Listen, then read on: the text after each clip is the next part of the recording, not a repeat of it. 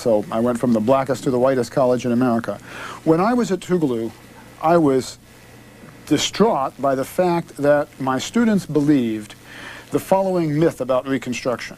They believed that Reconstruction was that time period when blacks took over the government of the southern states right after the Civil War, but they were too soon out of slavery, and so they messed up, and whites had to take control again. Now, that's a terrible misstatement of what happened in Reconstruction. For one thing, the southern states were governed by a black-white coalition led by whites. They did not go under black control. For another thing, many of the southern states, particularly Mississippi, had good government during Reconstruction. In Mississippi, the state government during that time period started the public schools for both races, whites as well as blacks, wrote a terrific new constitution, and did other things. And I thought, what must it do to people to believe, erroneously, that the one time that they were on the center stage of history in the American past, they messed up? What does that do to your self-concept? So I looked into how had my students learned this? Why did they believe it?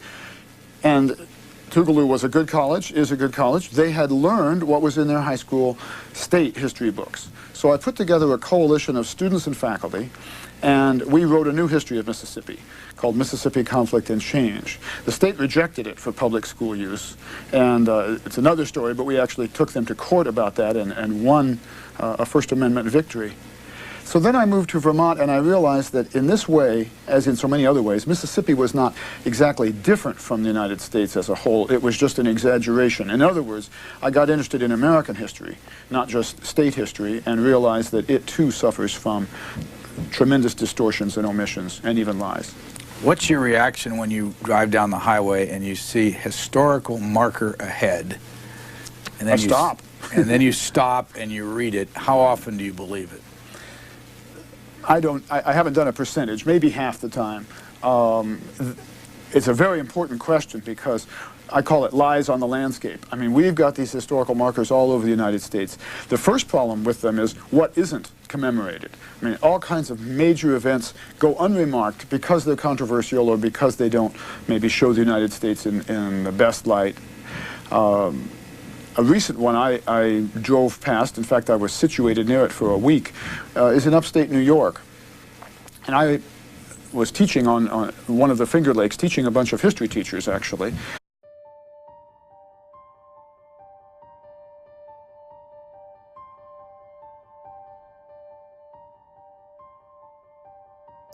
History is essential for the education and improvement of our society. But textbooks are creating a problem by providing the nation with dated or inaccurate information. Our textbooks are jumbled with different perceptions of the past.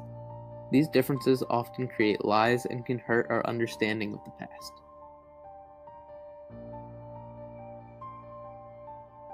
When our textbooks decrease in quality, our thoughts of history often come down with it. There's a direct correlation between good education and intellect. Historians play the part of creating textbooks in a fashion that is culturally appropriate. They attempt to be as objective as possible, even if essential details are left behind. This lack of ideology deprives us from truly knowing our past and how to fix the future. Textbooks are filled with lies, and lies my teacher told me attempts to exploit and expose lies to prove a point that textbooks are becoming detrimental to students and adults everywhere. Events can be altered by anyone with a pen and paper. This creates lots of confusion, which as a result can confuse those learning.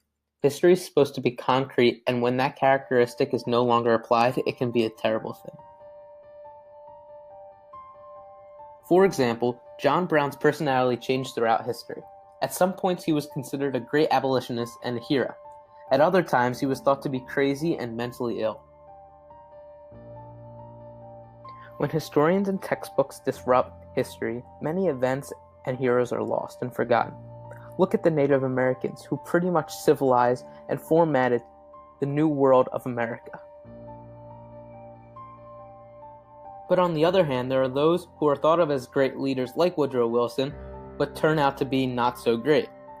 He was actually a white supremacist who did not let African Americans even be in contact with the White House.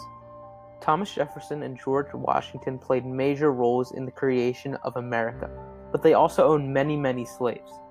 Helen Keller was an inspiration to the world, dealing with blindness and deafness and even becoming a successful author.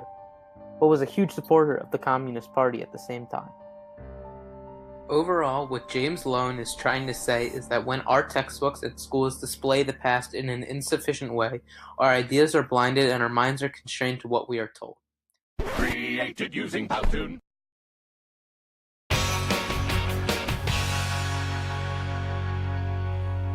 Hello there, I am John Oliver, host of that show you've heard some things about but haven't gotten around to watching yet. You think it's called Last Night This Week, or maybe Yesterday Right Now. Don't worry, you'll Google it later. Now, a few weeks ago on this show, you may remember this happened. Presidential clemency has always been controversial, from George W. Bush commuting Scooter Libby's sentence to Bill Clinton pardoning financier Mark Rich to, and this is true, Abraham Lincoln pardoning a man convicted of attempted bestiality because the man was intoxicated at the time. The man in question, John Wilkes Booth. It's true.